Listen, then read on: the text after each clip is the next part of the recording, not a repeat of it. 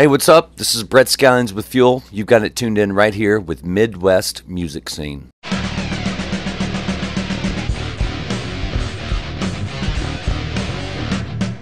Hey guys, this is David with Midwest Music Scene, and we're here with Brett of Fuel. What's going on, man? How you doing, man? Doing pretty good. How are you? Good. Yep. So how's these shows been going so far with this new album? I mean, It's great, man. The fans are loving it, and we're loving it too, So it's what we do. yeah. I mean, it's crazy. You guys came back after a long absence with this brand new album. We've been hearing about it for a long time.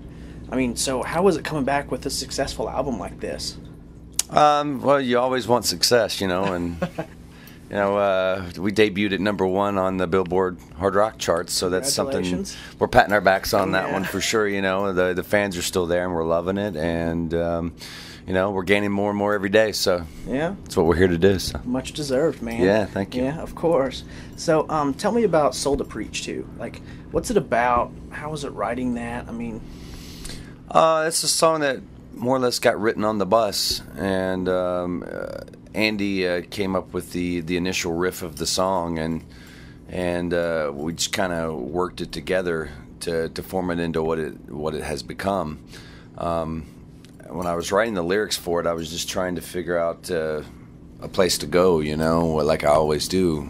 And with this one, I started thinking about my life and where I've been over the years and the things that have happened to me, and what I could have done better, what I could have done right versus wrong, and ultimately the song is about regret. Yeah. And the chorus is, now I'm looking out for a soul to preach to, what I'm searching for is just a world away. Mm-hmm. And it's basically saying that I'm trying to find someone who I can convey to them the mistakes that I've made in my life, and try to help them to make sure that they're not doing the same thing. Yeah, well, that's awesome. Tons of people can just relate to that like crazy, and that's really good. To be able to write music like that, it's true talent. Life is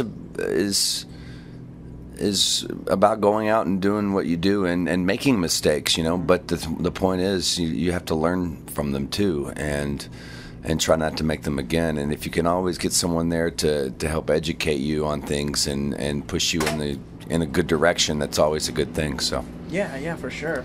So what's the next single? Can you tell us that yet? we're still working on it right now. I try to keep my feelers out, and listening to the fans and what they're really gravitating towards. So we're planning to have another single out come May or June, and as I said earlier, that's still as of yet to be determined. So yeah, awesome. There's tons of songs on there that you could throw out as singles and they would kill on radio. Thank you. Yeah, of course. I think Wonder would be a great single. That's one of the ones that a lot of people look at. I don't know that that's necessarily a summer song, but we're gonna try to find a fun song that everybody can love and enjoy throughout the summer, and then maybe in the fall we'll do a single like Wander or something. So tell me about that song. I think I saw you wrote that about your kids, right? I am a dad these days, and I have 2 little boys at home, and when I wrote the song, the lyrics for Wander, I basically that's a song about life lessons, and it's about do's and don'ts, and it's like a laundry list of things to look out for and try to be as you're growing up and wandering through life. Yeah, So. yeah. I think it conveys that pretty well. Good. They can listen Thank to that you. for years to come, I'm sure. It's funny. That's one of my kids' favorite songs too. They sing it all the time. Really? Yeah, they're 3 and 6. So. Wow, 3 and 6. We're Yeah. about to have a little baby girl in August. Oh, congratulations! Well, thanks, Very man. nice, man. Yeah. Is the first one? Yeah, little Maggie.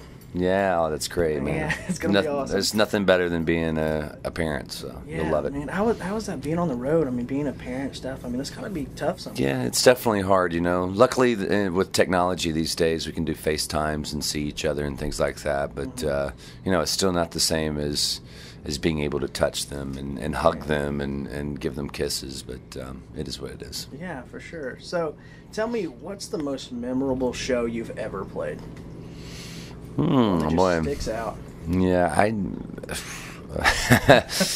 I've done so many shows over the past 20 years, so it's kind of hard to really hone in on one particular show, and I've played in front of 5 people, and I've played in front of 50,000 people. So every show has its own little nice element to it, and the smaller shows are very much more personable, though, and those are the ones that you tend to get a little more nervous about. I feel, really, because when you're in front of 50,000 people, all you see is a sea of bodies, and you can't.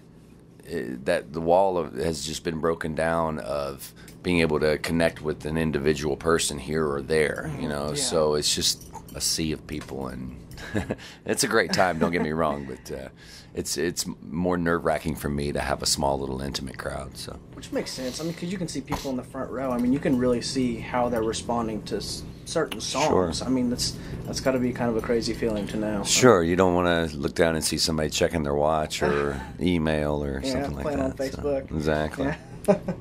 So tell me about writing "What We Can Never Have." I mean, that's such a powerful song. It's so much different. I mean, we were listening to it last night, and she was like, "Wow, that's different from anything else that you ever play in your car." Because I play a lot of rock music, but it's got a really southern vibe to it, if you ask me. So tell me about that song. Yeah, that song. There's small times in your life as a songwriter that the song just kind of falls into your lap, and for me that has to be the easiest song that I ever wrote, or that I wrote for the record at least.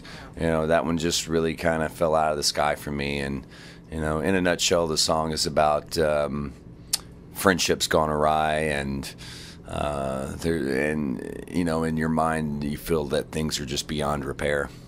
So.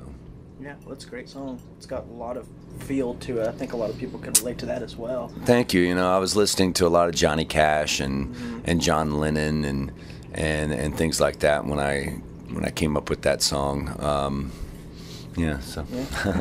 So tell me about the writing and recording process just for the album, just for Puppet Strings. For this one, we went in and basically we went to a place called the Steakhouse and recorded all the drums in about 4 or 5 days, and then we took it back to my studio, and my partner Eddie Wall, who produced the record with me, we worked out of his room as well, and we did all the guitars at my place, and did all the vocals at Eddie's, and it was basically every day. Go in the studio at 10 a.m. and work until 6 or 7. I'd try to wrap it up early in the day, though, so I could go home and spend time with the family and have dinner and stuff, because, during the making of a record, that's the only chance that I really get to be able to work and then also be able to see my family, because I know that when I'm out on tour, it's going to be gone for a while. So yeah, for sure. So I think really that's all I had for you. I mean, what do you want to say to your fans, man? Hey, man, let's see you out there on the road sometime soon, Come out and check out a show and have some fun with us. FuelRocks.com is the website, so you can get any information that you need to find out. And I'm on Twitter. I'm on Facebook. Come over and hang out with me over there, too. It's really me. And let's have a good time. Awesome. Thank you very much. Thank you.